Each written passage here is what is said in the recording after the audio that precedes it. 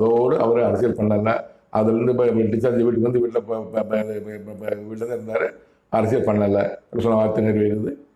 7/8/2018 மரணம் அடைந்தார். பின்னாடி ஒரு மரணம் அடைந்தார். அவனுக்கு என்று கொடுக்கப்பட்ட கற்பத்தின் கனியானது தேசத்திற்கு அதிபதியாக வரும்னால் மிக மிக செம்மா இருக்குது.